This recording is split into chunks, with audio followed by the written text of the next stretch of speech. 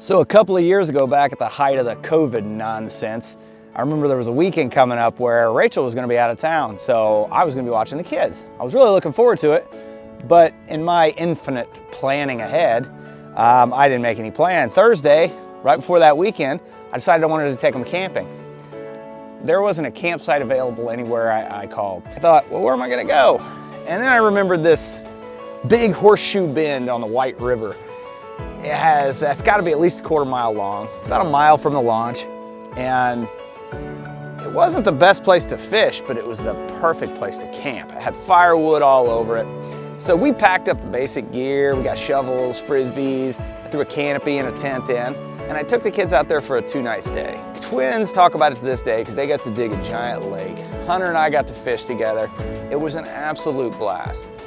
It's memories they still ask about to this day. They ask about going back there, and someday we will. With just a little bit of a sense of adventure, you can go find a spot just like that yourself. They are all over the place. So I'm camping in a pretty cool spot here today. I have about 2,000 feet of private beach with this beautiful sand here in front of me. I got all the free firewood I can burn, and I came out here on short notice. No need to schedule ahead. Interested in all of this campsite and how to do this yourself? I want to tell you about it. Tell you about where I am, how to do this yourself. Woohoo! There really are still some places out there where you can go and camp whenever you want, and they don't cost you a thing. There are actually thousands of these spots across the country, and they're as close to a taste of real wilderness as you're going to find in most areas. And I'll bet you have an awesome spot like this closer to you than you think. I'm talking about those sandbars that you see when you're driving over an interstate bridge over a river and you look down to see these little islands and sandbars. Did you know for the most part you can camp on those? Now there are some rules you need to know. There's definitely some safety considerations you need to keep in mind. There's some supplies you need to take that you don't normally take camping, but there's also a few things that you don't need to take out there that you maybe are used to taking when you're camping.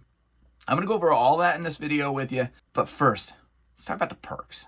If you're like me, the sight of a campground with hundreds of RVs lined up, all with their air conditioner running and people sitting inside watching TV seems a little dissatisfying, then this is probably going to be for you. Out on the sandbars, there's no camp host. There's no quiet hours. You can show up and leave whenever you want. You can camp as close to the water as you want. The firewood's free, and you can have an entire private beach all to yourself. It's worth the extra little bit of work you're going to have to put into it to camp like this. So 2 days ago, short notice, Gustav and I went out and spent the night on the Wabash River.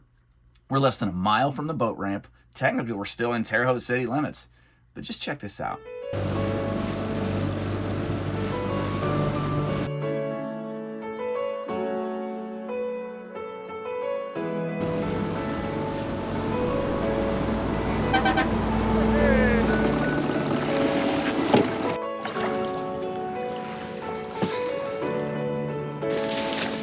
Just be our home for the night.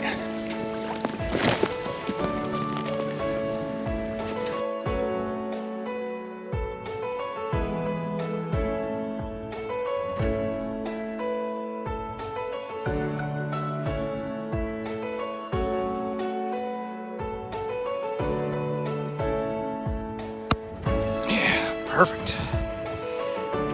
Well, that's a nice find. Welcome to camp. So I had a nice find here. I got a big plank, made a table out of it. Got a couple of clothes hangers. Got my tent tied down.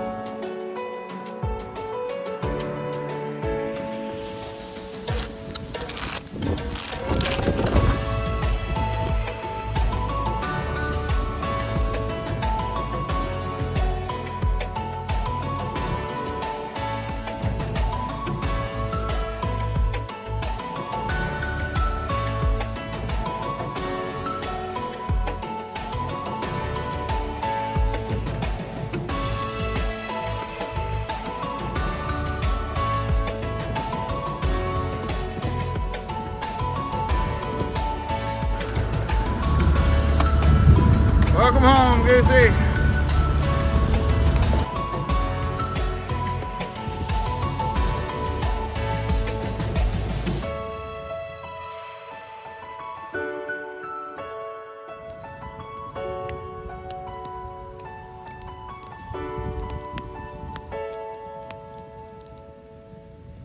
Kind of makes you want to go camping, don't it? So there are a few things you're going to want to take with you that you don't normally have to take with you while you're camping. One big one is water. On a short trip, if I'm out no more than 2 or 3 days, I'm going to take jugs of water.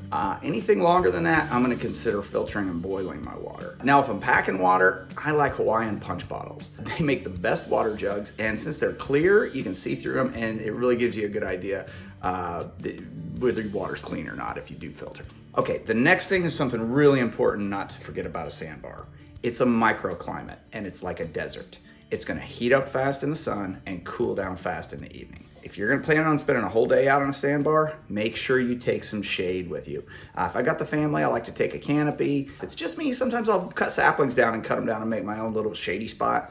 But don't underestimate the amount of shade you might need. Next thing you're not gonna wanna forget is toilet paper. Now, personally, I recommend, especially if you have kids with you, take biodegradable wet wipes. Just do this. Teach your kids to dig a hole and bury it, okay? And I'm not talking about the number 2, I'm talking about the wipes. Don't leave that laying around. White cloud mushrooms are just tacky. It's something nobody wants to see. Now, one little tool I find really handy to take with me, and I find is well worth packing on almost any trip, is a table. And the reason is that sand gets everywhere. So if you can have a table or just something to get up off of the ground and serve food on, cut bait on, lay your fishing tackle out on, whatever, you're gonna find a table is a super handy thing to pack along with you. Now for cooking, you're not gonna have a grill or anything like that out there.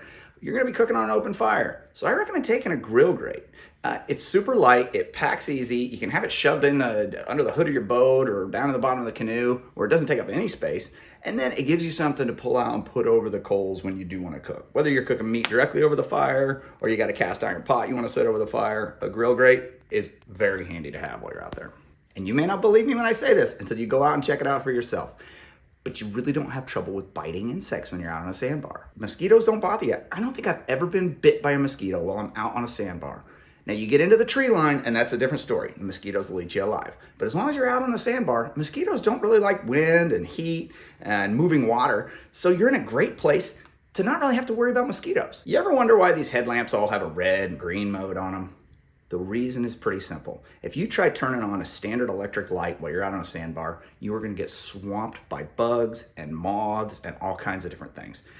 Red light. Use torches or red light.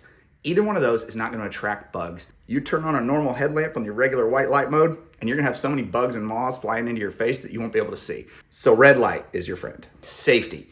This is probably the biggest concern both rational and irrational people have with camping out at a sandbar, and it's rising water. And that's obviously something you have to pay attention to, but it's also very predictable. We have excellent weather forecasts. There are even hydrological forecasts for a lot of rivers that you can find.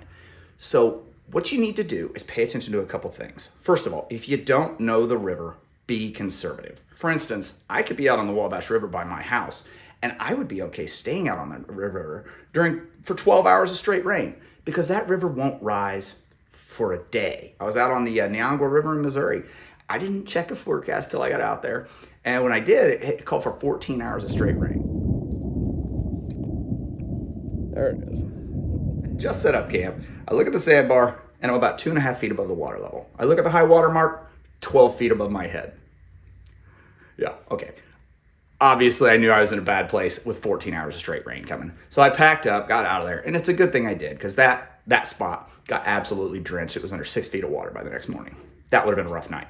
Another strategy tip, and this has a little bit to do with that water level thing, is pack light. Don't overpack while you're out there. If the water does start to move and you need to make a decision to get out of Dodge, you don't want to have a bunch of gear. Okay, and especially if you're taking kids out there, this next one's really important. Life jackets. I make sure my twins wear life jackets at all times while they're out there. And on the life jackets are whistles. That way if they happen to get off playing and get away from me, and there's a lot of noise and wind, and they get in that water, they can get my attention even over top of wind and everything else. Life jackets with whistles for little kids. That one is a must. If you really want to get into some fun while you're out there, look for public hunting ground along the banks. There's a lot of it around us here in Indiana, so sometimes I'm able to set up a camp on a sandbar with public hunting ground access right next to me. I actually went rabbit hunting a couple years ago, in the first video on this channel we ever made. We ate mouse and a rabbit. Don't check that one out. So guys, I do have one big ask. If you go out on sandbars or into public domain like this where you can camp and there's really no regulations and no cleanup, no trash cans, pack out what you haul in, but more importantly than that, take some extra trash bags with you. Spend 1 hour walking around and picking up the litter. It's a huge problem out there. It's a huge problem we all have. We've all, I'm sure at some point, had some litter that got away from us. So just go out, take an hour, and do some cleanup. It'll make a big difference if we all do that every time we go out. Okay, so you hopped on Google Earth, you found an awesome sandbar, and you want to double check that you're legal to go there and camp. Here's what you need to do. You need to make sure that the body of water it's on is a navigable waterway. How you're going to do that is you're going to look up your state's information on navigable waterways. You're going to Google my state, not my state, I mean, you just want to write your state in there. Roster of navigable waterways. So for me, I'm in Indiana. I'm going to write Indiana roster of navigable waterways. Now I'm going to tell you right here, this is a fairly contentious topic in a lot of places, and the rules are different state by state. So you need to do the research on your own state. But as a general rule, when the water is a navigable waterway, you have up to the high water mark that's considered for public use or public domain. So sandbars, little islands that don't have anything growing on them, would all be for public use. Non-navigable waterways, generally the property owners will own right up next to the water's edge, or even the land underneath the water. So the only way you're going to be able to camp on non-navigable waterways is with permission of the landowner. Navigable waterways, as long as there's space between the water's edge and the high water mark, you're good to camp. Now there are some exceptions to this that you have to watch for as well. One is state or federally owned land. As an example, Sugar Creek here in Indiana is 58 miles of navigable waterway from the Wabash River upstream, except in two places where there are state-owned land. You've got Turkey Run and Shade State Park, and in both of those, they have different rules. You're not allowed to camp on the sandbars there because they're state-owned campgrounds, so you can't camp there. Way to go, government. But just outside the park, you can camp on the sandbars again. There may be other variables or exceptions. And again, each state is a little bit different. Some states are a little younger, like Hawaii. I have no idea what kind of rules you have there. All the states I've been to in the Midwest around here, all the rules seem to be pretty similar. In a state like California, where you have a ton of federally owned land, I don't know. You may have to be really cautious there. But I wouldn't rule out that it's possible. One more little note is I wouldn't assume a prerequisite for doing this is owning a boat. If you don't have a boat, there's a lot of places where you've got public access, boat ramps, and things like that, where you might be able to walk to or just hike a short distance downstream to a sandbar. And I see people do it all the time. So don't rule out camping on sandbars just because you don't have a boat. There may be still some great ways to go about doing it. Guys, I'm pretty tired. It's a little bit late. I'm going to call it a night. I hope you enjoyed this video. If you did, I don't know, send me some money or something. You know, I know this type of camping is not for everybody. That's why there's nobody out here. But if you go to public campgrounds and the sight of 1,000 RVs lined up next to each other with their air conditioner running and their TVs on, if that's just a little unsettling to you, and you have a little bit of a sense of adventure, I think you might want to consider coming out to a campsite like this. It just might be what you need. I know it hits a spot for me. Thanks for watching, guys. Have a great day.